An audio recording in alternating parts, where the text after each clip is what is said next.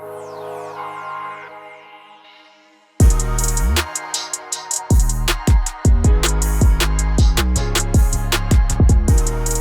Jordan. What's up, Michael? I got a rant. Oh, let's hear it. I love your rants. So I just was lifting, and my algorithm was serving me up a lot of 2013, whether it was Spotify or YouTube.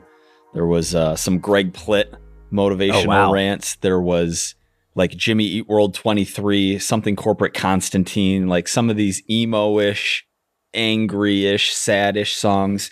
And it really took me back to the 2012 to 2015 era, which is when I put in the most substantial legwork to build my business.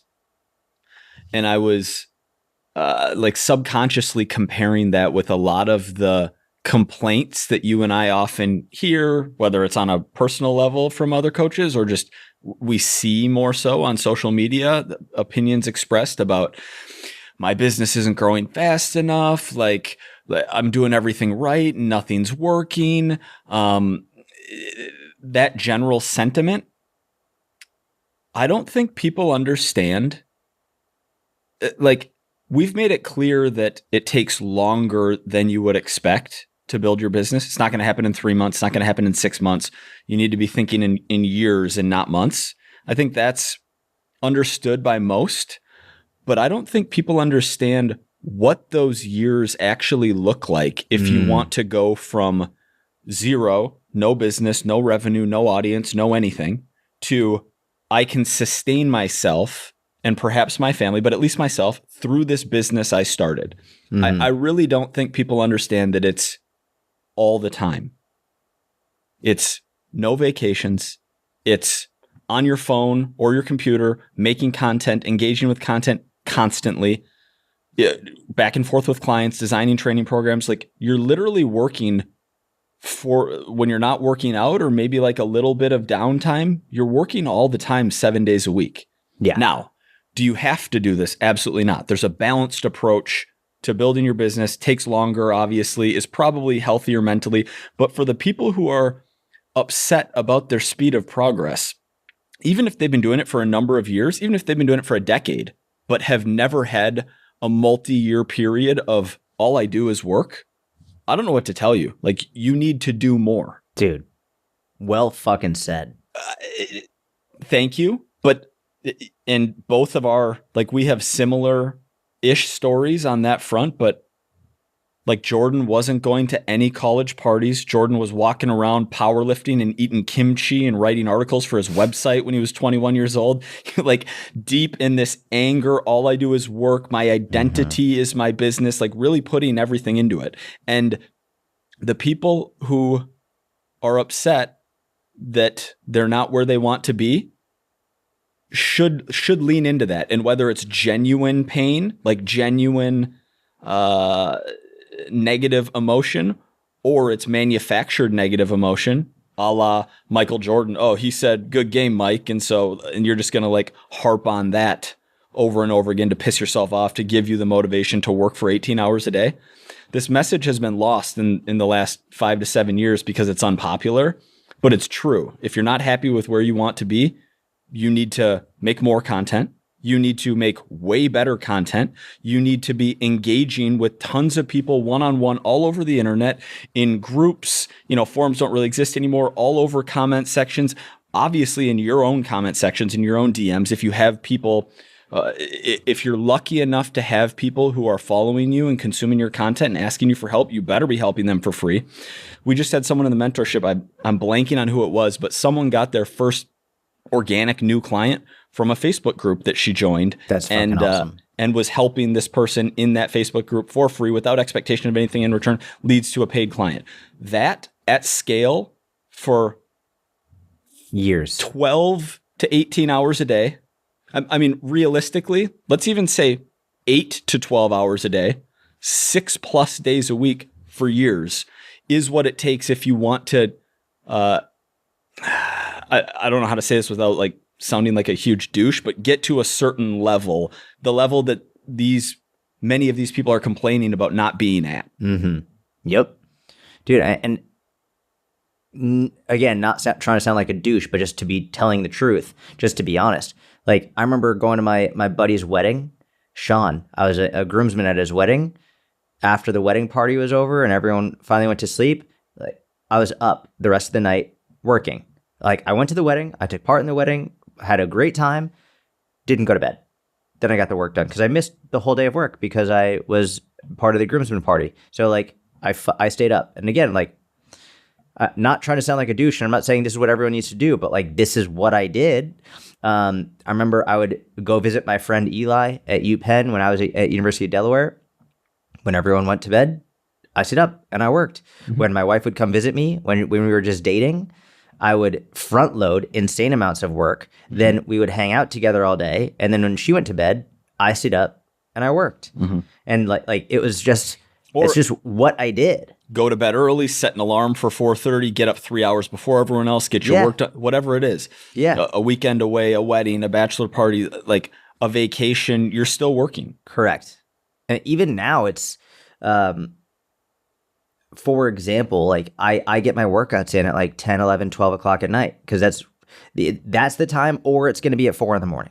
Mm-hmm. It's one of those. And, or it's not going to happen. Or it's not going to happen. It's either going to be 10, 11, 12 o'clock at night, or it's going to be at 4 a.m, or it's not going to happen, or I would have to take that time from work, which I'm not willing to do right now, which I would have to take it from something else. And so this whole, you're right, it's become very unpopular to work hard in these last few years. It was funny. Like first there was that grind era, like Gary V, like in like, I don't know, 2012, 13, 14, 15, like grind, hustle, work hard. And then it became not popular. And then people went the other way and they were like balance, which like, again, like I'm a big fan of balance. I think it's important. But if you are complaining about not being where you would like to be, where a lot of these gurus are like, hey, you should be making X amount of money every month and da-da-da-da. If you want to be there, you got to fucking work a lot, way more than you think. Yeah. It's think about it like if someone's like, hey, I want to get a six pack. It's one thing to lose fat and have a good relationship with food and be healthy. It's another thing to be like, I want to be shredded. Okay. Making a lot of money and having a ridiculously successful business in terms of income, in terms of reach, all of that, that's the business version of getting shredded, right? If you want to get shredded, you have to be meticulous with your tracking. You've got to be meticulous with your steps, meticulous with your training, with your every day for years. That's it. It's the same thing. Great analogy. I would say it's even harder on the business side. Depends on the person. But on the business side, it's a will versus a won't, right? Getting shredded is 24/7, but it's 24/7 of not eating all of the insert thing. On the business side, it's not an avoidance. It's you have to do this task and this task and this task and this task. Like you need to be doing all of these things constantly for years. And there are ways to make the fitness side easier, steroids, supplements, whatever. But like we could like actually take steroids, which are like, we'll use that as the example. There's no steroid for business. Yeah. Right? Yep. I mean, unless we're talking about Adderall, but even then, like you still isn't because you're just borrowing from the future. Yeah. It's a great point. Yeah, it's exactly right. It's actually, for most people, I would argue it hurts them. Yeah. It helps you while you're taking it, but it doesn't help you over if you take it on a Sunday, it helps you for those 12 or 16 or 18 hours. But over a 7-day window from Sunday to Saturday, you're going to get less total done. Yep. And we're talking about like if you're abusing it. Yeah. And if you don't, your standard like college kid who is taking it for a test, not someone who's prescribed and takes like, a low dose every single day. A day. Yeah. If you're taking like 40, 50, 60 milligrams a day, then you've got a fucking problem.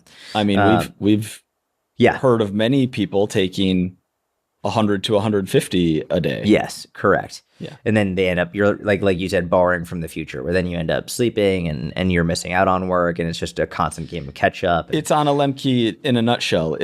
There's a seesaw to pleasure and pain, and when your dopamine is plus 1,000 for a period of time, you have to biologically, by definition, spend time on the other side of the seesaw in a dopamine deficit before you get back to baseline. Yeah.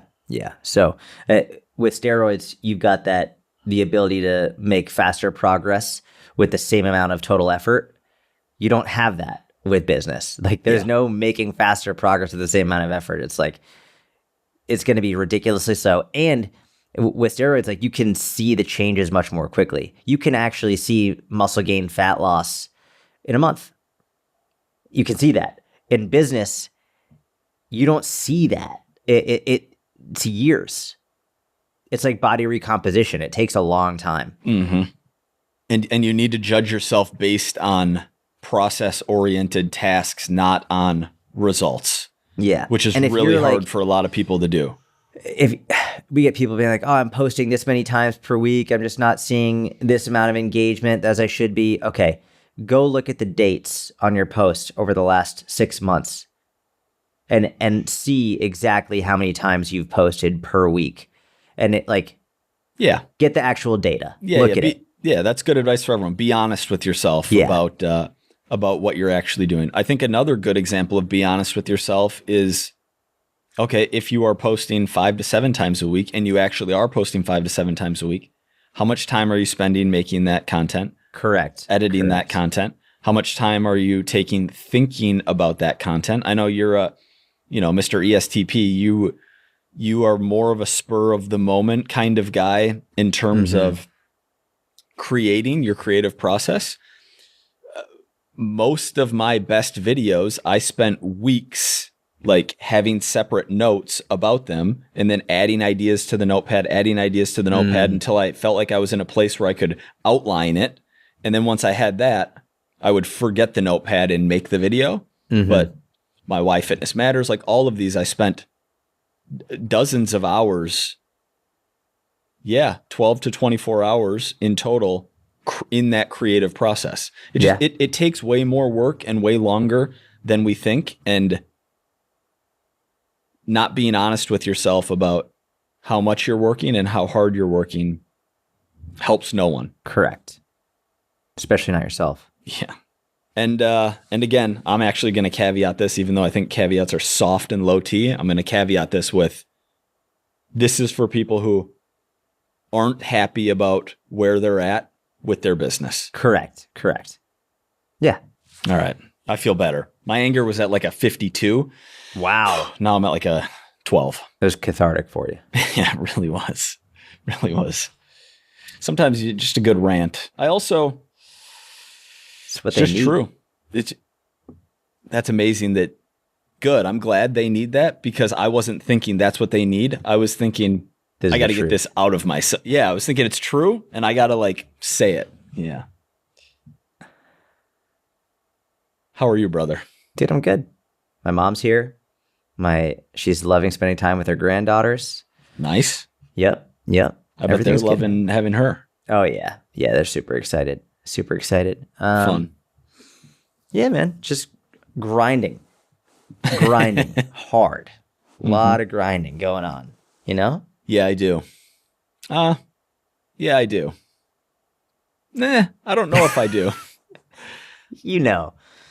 Okay, in a real, I don't know why I have this on my notepad.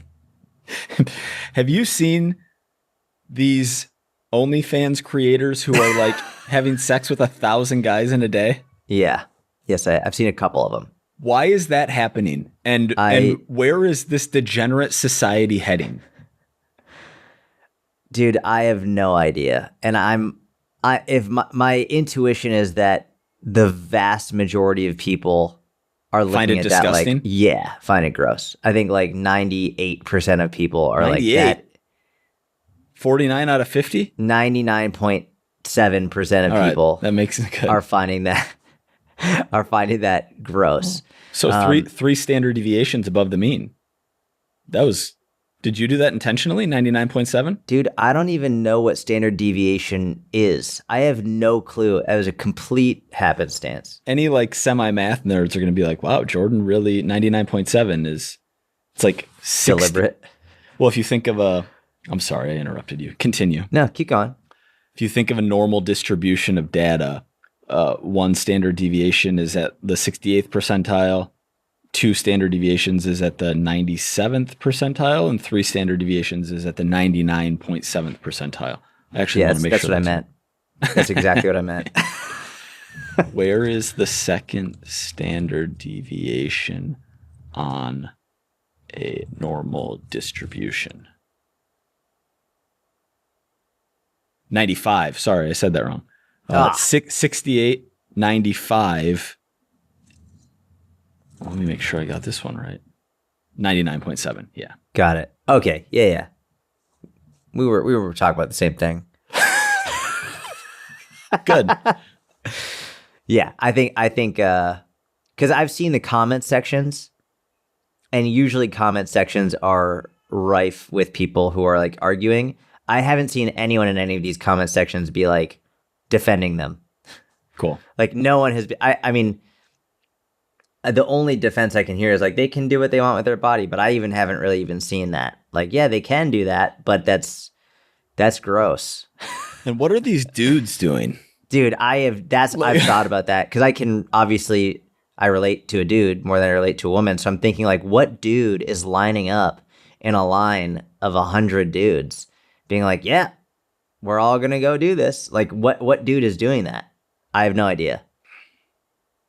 All right. The only thing I can think of is dudes who are not having sex at all, who are just like looking for any opportunity. Well, of course, but those opportunities present themselves through doing the right thing in life over time, day over day. It's not an argument, Michael. I understand that. No. I'm sorry. I wasn't telling you that. I was telling like one of those dudes who might be listening that. You think on our podcast we have one of the dudes who's doing these like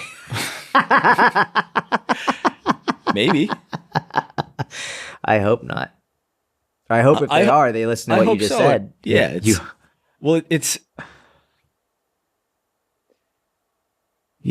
It's harder to build yourself into someone who is wanted than it is to wait in line for an OnlyFans. Are they getting paid? Is this prostitution? Are they getting paid for it? Is it just for like clout? The girl or the guy? Yeah, the girl.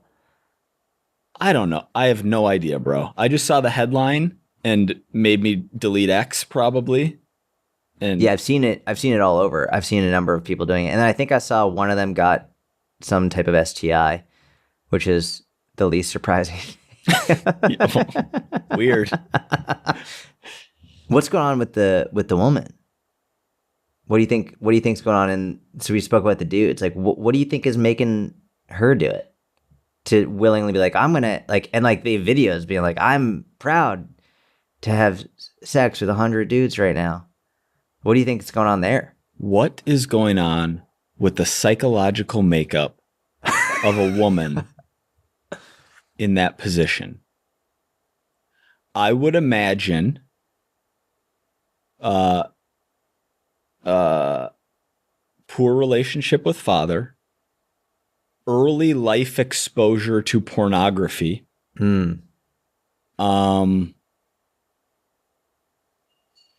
I want to try and be fair and not like riff off the cuff. Like I'm talking to my guy friend Jordan and we're just like joking about it. I want to try and be like fair in my analysis here. I think there are women who got into quote unquote sex work out of complete desperation. Yeah, of course. And like don't want to be doing it. But, of course. And it's the most there's of them. coercion. I don't think that's most of them at all. I would imagine that most women in sex work don't actually want to be doing it. I don't know like if that's true. Globally, I don't. Yeah. Well, okay, sure. In America versus, yes. And I'm not talking about OnlyFans. I mean like prostitution, like that type of stuff. Like OnlyFans, obviously, like I think, I don't even know about that. But I think probably most of them would rather, given and they do have the choice, but they would rather not do that, I would imagine. I don't know if it's a majority or a minority, but like, yes, there is a substantial population who, if they could be doing something else, they would be doing something else. Yeah. I can't believe I'm about to go here. But then on the other side of the coin, dude, anytime I see a attractive Gen Z female working at like Starbucks or McDonald's or any kind of fast food restaurant. Yep. I want to tip that person because you want to support them. Yeah, I'm like, you're given where culture, such a high percentage of culture is pressing you to put your time and sell your body, whether it's through actual prostitution or just through posting like scantily clad but not fully nude stuff online to build an audience, to do affiliate marketing, like however they want to monetize their body. I applaud the decision not to. Yeah. Makes total sense. So back to the original question, what do I think is going on in the women's brain? I think with the like 1,000 in a day or any of these crazy headlines, basically, I think it's for marketing. I think it's correct. I think it's, okay, I've made the decision that this is a business that I'm running, and top of the funnel, like bottom of the funnel is, I don't know what they're doing, selling feet pics, selling nudes. They have people giving a monthly subscription. I don't know what the actual monetization is, but some kind of exchange of random dudes online paying them to get access to something. That's bottom of funnel. Top of funnel is like, how many people can come to my social media and know about me? I think that these perverse, extreme, 1,000 in a day, like things are just to draw attention to get people to top of funnel. Yeah, that's exactly right. I think that's what the majority of it is. It's a business decision is what it is. Yeah, like I think about how Gary used to do, he would like stream for 24 hours straight on YouTube or something. Okay. Like he would just go 24 hours straight, nonstop, like stay up and constant stream. But like a dude, like let's just like compare, like if a dude is like, I'm going to have sex with 1,000 women in 24 hours or whatever it is, good luck getting 1,000 women to show up for that. You know, like that's. And good luck if you do get 1,000 women to show up for it, because our anatomy is different. But like, it's obviously men are way more likely to show up for that than women are. Yes. Right. So like Gary was doing that for a business decision. I'm going to stream for 24 hours. People are, they're going to tune in. They're going to be like, holy shit, what's he doing now? 24 hours straight. And again, like you said, top of funnel, it gets people to come in, find out about him. People are sharing it, interacting with him, whatever. I think this is the same thing in a different strategy. Same reasoning, different strategy. Get more people to know about me.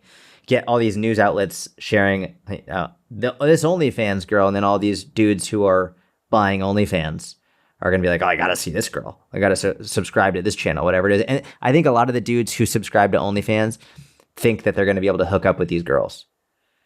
So if they're like, oh, wow, this one had sex with all these dudes, maybe I could be one of those dudes too. Like, and I'm not going to call him a friend because I don't think he's a friend. Someone that I know. Do I know his him? wife? Nah, no. You met him because here in Dallas, because we lived in the same building. I'm sorry. I thought you were going somewhere else with it.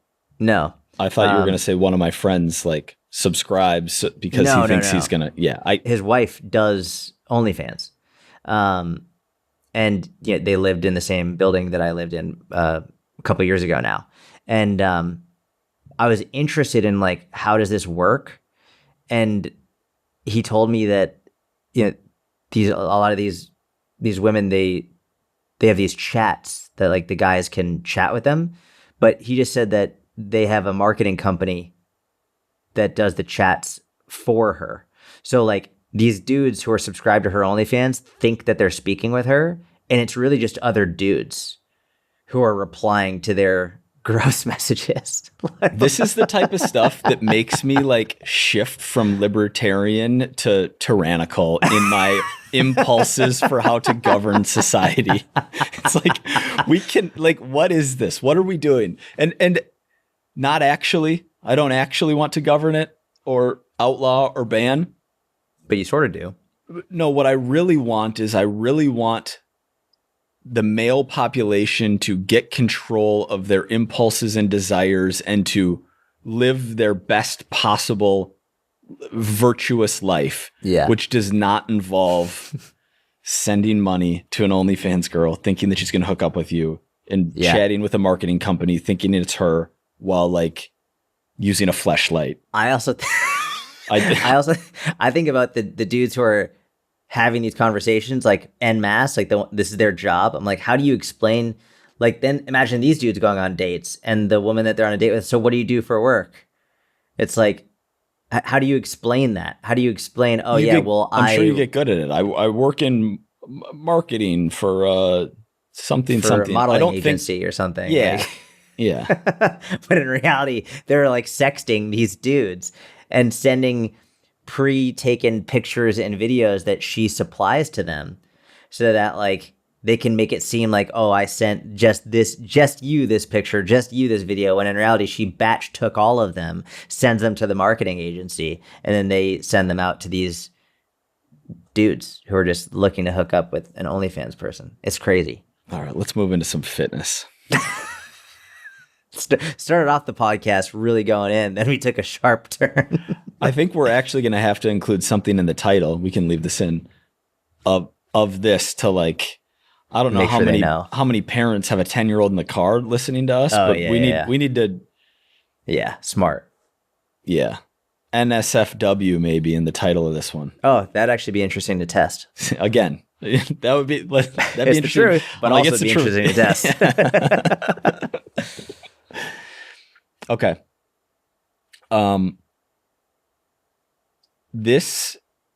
Question from Jackie. Jackie is awesome. Jackie's She's a long in the mentorship. time. Different Jackie. Different Jackie. Okay. Maybe. Do we have a Jackie in the mentorship? I thought we did. Am I wrong? Maybe. Or maybe we did and don't know. No, this Jackie is a long time coaching client. Sorry. No, it's all good. Different Jackie. She's amazing, and she has been absolutely killing it in this 2025 stretch in a fat loss phase. But she had a question about a vacation she took recently and said this might be fun to podcast about. So here we go. I have a possible podcast question. We went to Disney for a couple days with the teens, and it made me think, her two kids, and it made me think about food choices. Anything and everything shitty to eat is available there. I know from a macros standpoint that a slice or two of pizza can be lower in calories than certain salads, but after eating said pizza, I mentally don't want to walk anymore and usually feel like crap. A salad higher in calories with oil, vinegar dressing, nice cheese, and whatever else doesn't make me feel gross. What are your thoughts on higher calorie foods that are, quote, cleaner ingredients for energy levels and how that contributes to feeling better, thus having more energy, moving more, calories then burned, etc.? Would love to hear your and Jordan thoughts about it. And so there's it's a great question. It's a really good question. And very rarely do we hear a question that we haven't heard before. So that's great. Mm-hmm. And there's two ways that I want to address this. One is a general, like not on vacation, but just in general, slightly higher calorie intake, higher activity level for fat loss as a strategy, because that's a more unpopular fat loss strategy. And then we can talk about this specific example, being on vacation, the decision between lower calorie, worse ingredients versus higher calorie, better ingredients, and how it makes you feel, especially when you're on a vacation where you're walking all over the place, taking 10,000 plus steps in a day. Yeah. You want to start? Yeah. So I think I'll start with the first scenario, which is just in general, higher calorie, higher activity is a cool and health promoting strategy that's probably easier and will leave you feeling better than a more restrictive, than basically a diet where you are eating fewer calories and moving less. The problem with the higher calorie, higher activity approach is many people can't make that work in their lives. You know what? I'm actually going to say many people can't, and many people don't want to make that approach work in their lives. It's hard to get hours and hours of activity a week in to increase calorie expenditure, so that instead of being at 2,000 a day intake, you're at 2,500 or 2,800 calories a day intake, but you have 500 to 800 plus calories a day of additional expenditure from the activity you're doing. So your deficit ends up being the same. It's great from a cardiovascular perspective. It's great from a general health and strength perspective, because in the higher calorie intake, higher calorie expenditure example, you're doing way more, which is really good for your physical and your mental health. It's just much more time consuming. So if you have the time and desire to implement that kind of strategy, amazing.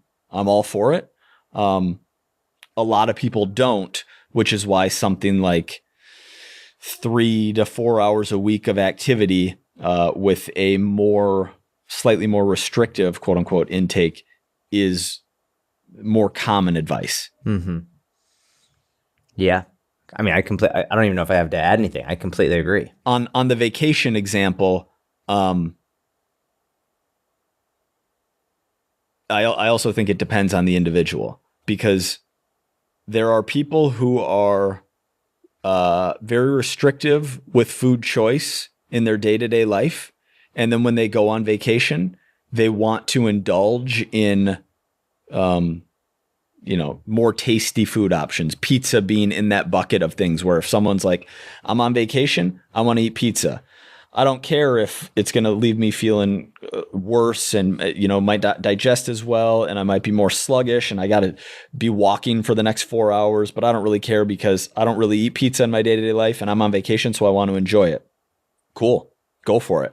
But if your inclination, like Jackie's here, is, I've been in a fat loss phase, I've made a lot of progress, I'm on vacation, so clearly I'm going to be around maintenance or above maintenance even. What do you think about eating cleaner ingredients that lead to me feeling better but are higher calorie? Go for it. Like, eat the salad loaded with stuff you enjoy that is more calories than pizza, because it's going to leave you feeling better and moving more for the rest of the day. Yeah, you covered that super well. I'm only going to speak about it from my own personal perspective, not even giving advice to other people now, because I think you covered all the bases. I've reached a point in my life where I would have been the guy who's like, I'm going to have the pizza because my nutrition is pre-dialed and like I just want to have this pizza anyway, before I was 30 and before I had kids, for sure. Mm-hmm. If I'm taking my kids to Disney, and I'll say, like, if my daughter's like, oh, please have this pizza, which she wouldn't, especially because she's 2.5. But like, if by chance she's like, oh, let's have a pizza together, done, no problem. But if I know I'm going to be walking around in the heat and I have pizza, like, I'm with you. I'm going to feel like dog shit, especially because I'm lactose intolerant. But even that aside, I will feel gross with the greasy, cheesy, heavy pizza. And it's going to make everyone else's time at Disney suck more. Because now, like, at the worst, at the best, I'm the only one feeling like shit walking around. Kids can do it and they don't feel anything. It's unbelievable. They could eat like the grimiest, grossest fried shit and they're just like, let's go on a twisty turny ride. And I'm like, that's crazy. But at this point, knowing myself, I would go for the higher calorie salad, because then I have the rest of the day and I'm still going to feel good, better energy levels. My stomach isn't going to feel bad. So just purely based on how it's going to make me feel, not thinking about extra calorie burn, just literally because I'm there with my family and I want to make sure that like I enjoy the rest of the day. Mm-hmm. That's literally it. It's not even thinking from a fat loss perspective. And I think you covered all of that super well. A fat loss perspective, not fat loss perspective, depending on the individual. At this point in my life, when I'm on vacation, I'm not thinking about fat loss. I'm just like, okay, I just want to feel good. And then at night, let's say at night we're going to go to bed and I don't have walking around to do. Yeah, cool. I'll have the pizza because like I don't have to worry about walking around in the 97-degree heat and the humidity and going on rides with my kids. Like, cool. I'm going to eat this, then I'm going to fucking go to bed.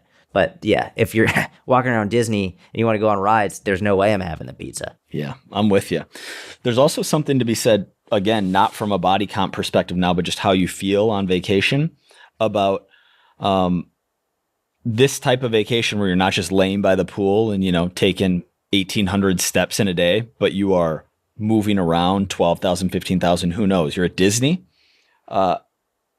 intentionally eating more to fuel the activity you're going to be doing. Especially if you're chasing kids around. Yeah. Yeah. If you're thinking of yourself, maybe in the next few years with young kids, especially, I can see someone thinking, okay, I want to keep my nutrition in check on this vacation. And so I'm going to order this salad, but it comes with all this stuff in it. So I'm just going to eat half of it. And then maybe I'll eat the other half later on.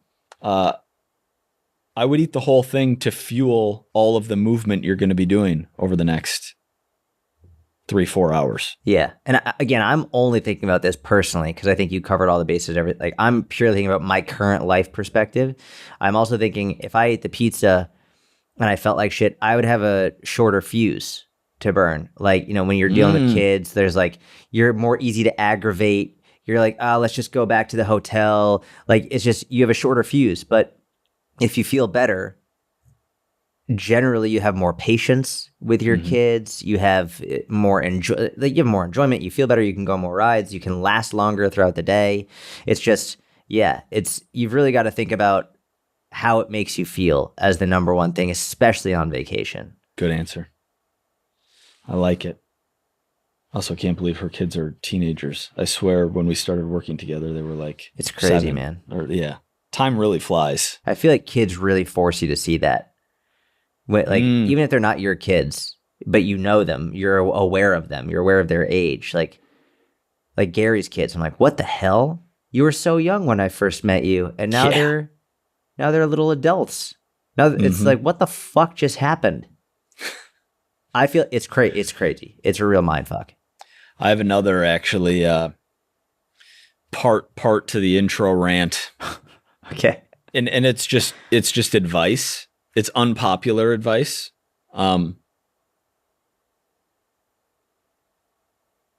If you are not happy with how your business is going and you want to build your fitness business faster, get yourself in ridiculous shape. And that can mean anything. That can mean shredded aesthetic. That can mean super strong. That can mean put on a ton of muscle. Do something objectively impressive to demonstrate authority on that thing and document it for your audience. Yep. Caveat, you don't have to demonstrate it to be able to coach it well. True. But as a personal trainer, what you can do and what you look like, whether you like it or not, are part of your marketing. Correct. And a pretty strong component of it. Yep. And so, I don't really want to get leaner. All right, well, then focus on a different goal. Or, you know what? Mike Matthews, I remember talking to him years back about him not really enjoying how lean he was. And he was probably 7-8% body fat. I think he said something to the effect of, and he had said this publicly too, something to the effect of if he wasn't running the business, he would probably be a couple percentage points higher in body fat percentage, but it helps him with the marketing to stay a little bit leaner than he would like to be. That's a sacrifice you make because it's good for business. Correct. If you're not happy with where your business is at. And this relates to something you brought up to me recently, which is no one was asking you about flexibility stuff until you started getting some really impressive splits. And then people started asking you about flexibility stuff. Yeah. People started joining the inner circle for that. And I started adding more stuff for it. But here's another component of that I think goes overlooked. People, you don't have to look a certain way. You don't have to be, and it's great. You don't have to. But number one, like you said, it is helpful regardless of whether or not you agree with it. Just objectively it is. Number two is, and here's I think an equally if not more important part, getting to be really good at something, really impressive at something will teach you more. Yep. You will learn more through going through this. And so it's not to say you can't be a good coach. It doesn't even mean you can't be a great coach without doing it. But just because you could be great doesn't mean you can't be better. Like, and it's all about being better. Like objectively great, fine, you could be great. But don't you want to be better than you are now? And the best way to get better is to put yourself through something that causes you to improve. That's it. You will learn. If you have never been through it, if you've never done it, then you're missing out on personal experience. And that personal experience will make you better. I don't care if you're good. I don't care if you're great. I don't care if you're one of the best. You want to get better. If you want to be better for your clients, you want to be a better coach and have a better chance of helping more people, then you should be aiming to get better. You should be aiming to improve. You should be giving yourself those personal experiences. So, no, you don't have to be shredded. You don't have to be a world record holder. You don't have to do any of that. But I don't think there's anything wrong with aiming to be more impressive, because through that goal, through that chasing objectively of you becoming more impressive, you will learn and you'll become better. Yeah, that's another great point, and is absolutely true. Yep. It just has played out true in so many. I'm just having flashes of images of people who we've helped over the years, whether they were in the mentorship or pre-mentorship, and a common thread is took their own fitness really seriously. Yeah, and looked impressive, like a McLeod or a Carter or a Eric Roberts. Like these people not only worked hard at helping people, but also did it themselves. And also, I think people hate when this example is brought up, but I think it's a valid example. If this example pisses you off, I would encourage you to look inward and say, well, why does that piss me off? Would you rather take financial advice from someone who has worked really, really hard and built up their finances and saved a lot of money and is very financially stable, not because someone gave it to them, but not because they inherited it, but because they actually worked to do it, or someone who studied it in school and maybe did really well in school, but their finances aren't good? The answer is always you're going to want to take advice from the person who's walking the walk, not just the person who's doing it. Mm-hmm. You will inherently feel more comfortable with that person. You just will. And even we could have another example, and this is something that you can't control, but it highlights the exact same thing. Let's say you have two doctors of equal skill. They're both cancer doctors. They both work with leukemia. They're equally good at treating. They're equally fantastic. One of them has had leukemia, and one of them hasn't. I bet you'll feel more comfortable with the doctor who has had it because they can empathize with you on a level that the other one can't because they haven't been through it. Mm. This is something they can't control. You can't control who gets it, who doesn't. And we're assuming they have equal skill level and equal ability to speak with you and to help you. You will if you were just diagnosed with leukemia, you're probably going to want to go with the doctor who had also had it because they've been through the same thing that you're going through. It helps. Mm-hmm. It just helps to know that they know what you're going through. It just does. Yeah. I like both those examples. Am I underestimating how much that concept in general is going to piss people off? Dude, I don't know. I never really know it's going to piss people off. I made a post yesterday that I thought was like pretty common sense, and the comment section is just an absolute shit show. What was that? I'll read it to you. Okay. I said, just because I call out RFK Jr. when he makes blatantly false and unsubstantiated claims about seed oils and raw milk doesn't mean I'm not a conservative. Similarly, just because I call out Bernie Sanders when he puts all the blame on corporate greed and corruption without a shred of emphasis on individual responsibility doesn't mean I'm not a liberal. It means I don't think health should be political. It means I prefer to look at the facts rather than allow a political label to dictate my beliefs. And it means I value intellectual honesty over blind loyalty to any ideology or figurehead. Crazy concept. And like, the overall response is really good, but dude, the comment section is wild. And one thing that people seem to have misread is I said, it means I don't think health should be political. And a lot of people are like, you're wrong. Health is political. I'm like, no, I understand health is inherently political. I get it, but I don't think it should be. And so as a result of me thinking it should, not thinking it should be, I don't place my politics purely I don't decide my politics purely based off of what one person in any individual party is saying in regard to health. I'm also not like a single issue voter.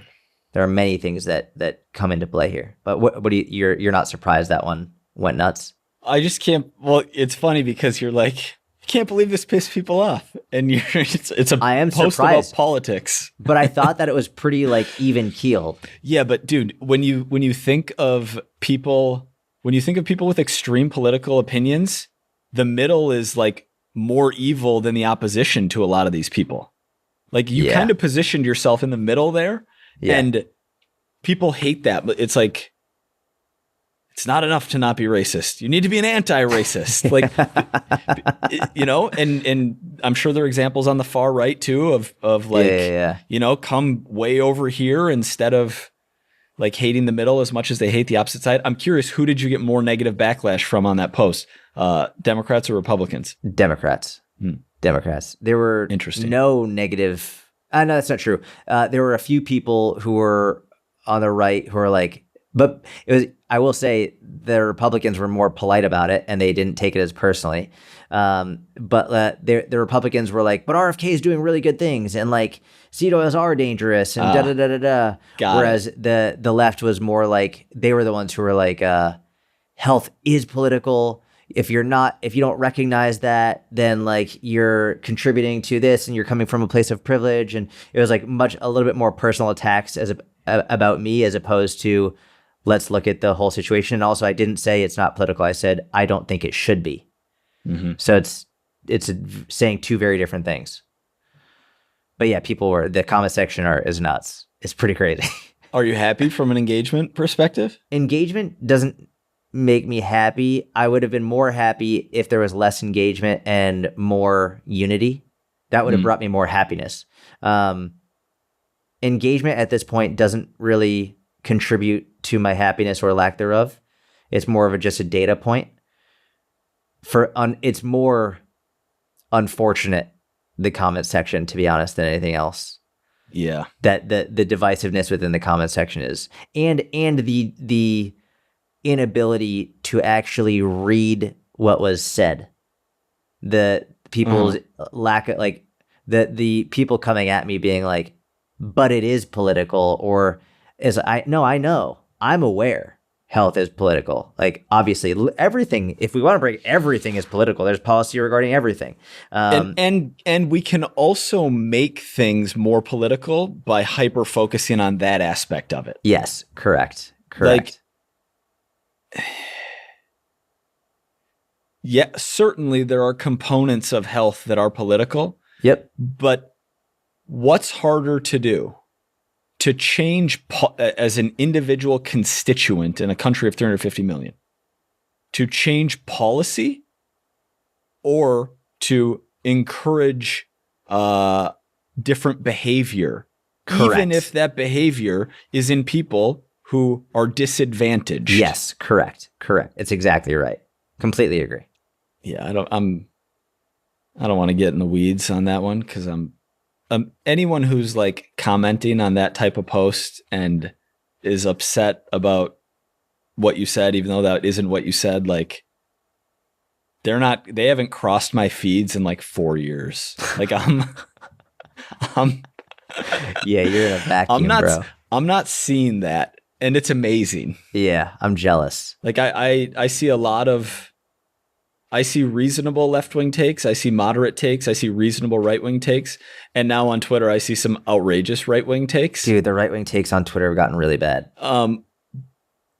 And I like everything in like the middle, whatever.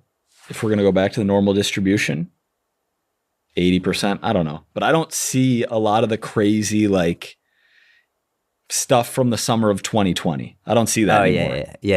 Yeah. I don't see that, to be fair, either. I don't really see much of that either. Let's hit your Q&A just for a couple rapid fires. Oh, this is interesting. Not a question. Just want to say your YouTube channel has so many hidden gems, LOL, going back 12 years even.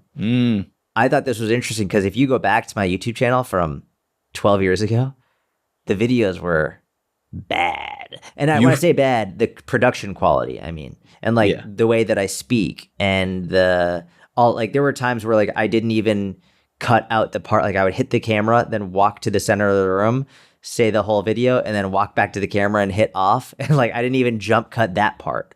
Like that entire thing. And there was no microphone, none of that. And I wouldn't recommend this, especially nowadays, because you can film on your phone, and you can get a microphone on Amazon for $14, and like you can jump cut it. There are apps that make it ridiculously easy now.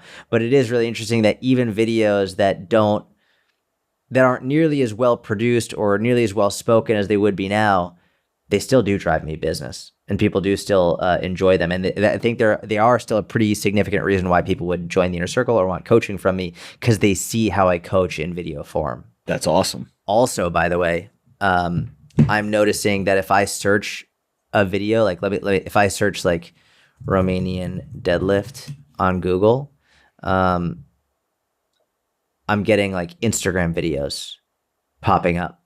I'm getting like Google is now showing recent, like the first thing that pops up from Instagram is a 3-day ago video that like doesn't have crazy engagement, which I think there's a real opportunity for coaches making content, not searching for crazy engagement, but for essentially search engine optimization from Google. If you just want to like make these exercise technique videos, put them on your Instagram, you have, even if it's not crazy engagement, it looks like it's doing it based on time.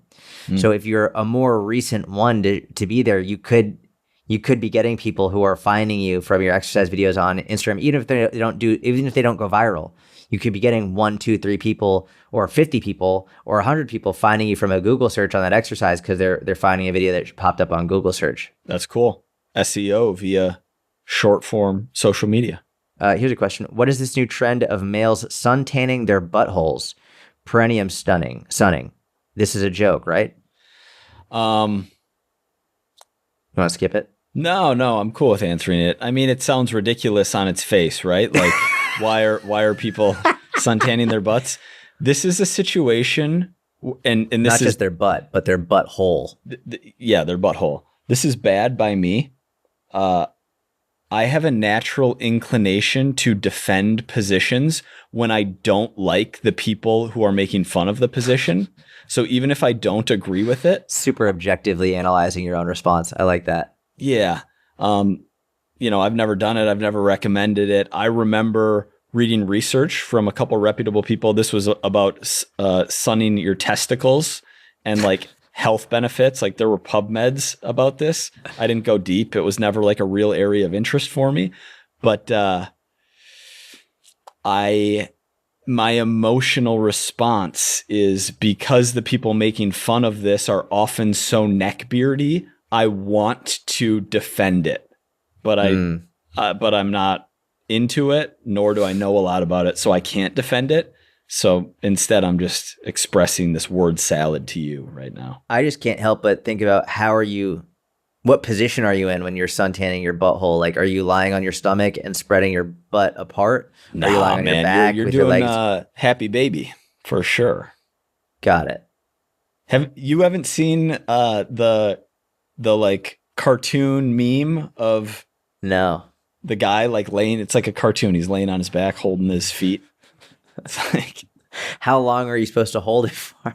I have no idea, dude. I don't know about this. It also feels to me like, if we're going to actually talk seriously about it, it feels like we're designed in a way where your butthole isn't supposed to get exposed. sun. That's a good point. That's a very good point. If we were supposed to get butthole exposure to sun, then it wouldn't be trapped between our cheeks. Yeah, it's a fantastic point. You know? I also don't know. I mean, since this is an NSFW episode, I've kind of like that we're kind of grouping it all together in here. I don't know the difference between the possible benefits of butthole sunning and testicle sunning. Those, because I know they're 1.5 inches apart. I know there are fans of both approaches. Yeah, I mean, I would imagine if you're a dude, if you're sunning one, you're sunning the other. I would also imagine that to be the case. Unless you're a dude and you're only doing testicle, and then you could just like sort of pull them out of your shorts. Whereas for butthole, you got to take everything off. Yeah, and also there's you need privacy for this. We don't need children walking by while someone's partaking in these kind of behaviors. Like, can't be out on your front lawn in your busy neighborhood. Hey, Kim. Studies like one from Hormone and Metabolic Research 2010 show that vitamin D supplementation can modestly raise testosterone in men who are deficient. Since the skin can synthesize vitamin D when exposed to UVB rays, the logic might extend to exposing more skin, including the scrotum. However, the scrotum skin isn't uniquely equipped to produce more vitamin D than other areas, and no studies have tested this specific practice. Is that Grok? Wow, you know Grok's. Yeah, it's Grok's voice. tone already. That wasn't. There's a distinct voice between Grok and ChatGPT, and that was a Grok voice. I really prefer Grok as opposed to ChatGPT. I never use ChatGPT anymore. I never did. Proponents, mostly anecdotal voices online, claim benefits like higher testosterone, better libido, or a vague sense of, quote, vitality. Some tie it to ancient practices like Taoist energy cultivation or fringe biohacking ideas. But the reality, no peer-reviewed research backs this up. On the flip side, general sunlight exposure, not specifically to the testicles, can improve mood and circadian rhythm, which might indirectly support hormonal health. Yeah, so it seems it's just sun exposure. Seems like there's not a lot of evidence to back up the practice, but yeah. To each their own. I think as long as you don't burn yourself and you do it safely and you're not exposing yourself to the public. Thank you, Jordan. I know there are worse things you could be doing, like putting alcohol in your butt. That's way worse. Yeah, remember when that was the thing, like eye shots and dude, that was a big thing. People would put shots in their butt. Honestly, man, here we go. This is a discussion I can get behind. Now, I would rather sun my lower region at an appropriate amount and not burning than drink the average amount of alcohol that the average American drinks in a week. Yeah. I mean, one sounds like you do it in a relaxing, enjoyable environment while you're getting sun, and the other one sounds like you're drinking a toxin, which, you know, I enjoy doing that. But if it's from a health perspective, I would absolutely rather get sun on my butthole. I'm starting to not like my bias towards defending positions I don't agree with just because I don't like the other side. I need to work on that. No, I think it's good. That's hanging on to the little bit of anger you've got left. That's like that's exactly the last 3% of anger that you've got. You're so right. You're so right. Like, I find it harder to support a good idea than I do just take the opposite of an idea that I know is bad. All right. Another rapid fire or two. Someone said, just curious, do you ever do toes to bar in your workouts, like that CrossFit gymnastics exercise?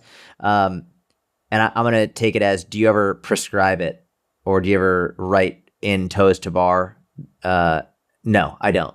I never do that in my inner circle workouts. If I was doing one-on-one coaching, I would only do it if they were a CrossFit athlete and they specifically needed it for their CrossFit. I wouldn't say there's anything inherently wrong with it. I would say that it's more of a skill than a performance-based movement. So it's a skill that you learn. Sort of like, I would say, like the kipping pull-up. That's a skill. I've programmed kipping pull-ups for for CrossFit athletes. I programmed because they need it for their sport, but it's a skill. I would rather just have people do fucking chin-ups and pull-ups. In the same way, I'd rather, if someone wants to work their abs, hanging leg raises, I would. I don't really write them into inner circle workouts because of the barrier to entry is pretty fucking huge. I will record a hanging leg raise video and have it in there as a swap option for people if they want to try a more advanced, but I'm never putting that in like a group program that's large scale general population. For a more intermediate to advanced person who explicitly asks for it, yeah, I would do that. But also, like, it's more of a skill than a performance enhancer. And I think it's an important distinction to make between when you're choosing a specific exercise. Great answer. Yeah, I find sufficient range on a standard knee raise or leg raise without the explicit instruction to get the toes to the bar. Yeah, I mean, when people are doing toes to bar, they're usually using momentum, especially when it's done in CrossFit. Like, not usually. They are using momentum. They are swinging those legs up because the only requisite is they just have to get their toes to touch their hand or the bar. So by any means necessary, that's how the kipping pull-up came to be. It's like, you just got to get your chest to the bar. So it's like, okay, so we'll fucking flail. And granted, it's a difficult skill. Like, it takes a lot of technique, but it's technique, not strength. It's technique, not muscle. It's technique and momentum.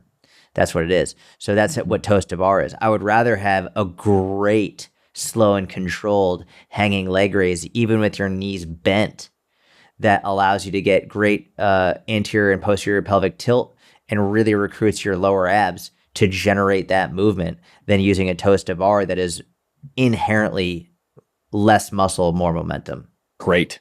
Before we go, we have a sale coming soon for the mentorship to celebrate the launch of the Instagram Growth Guide Volume 2.0, which is out.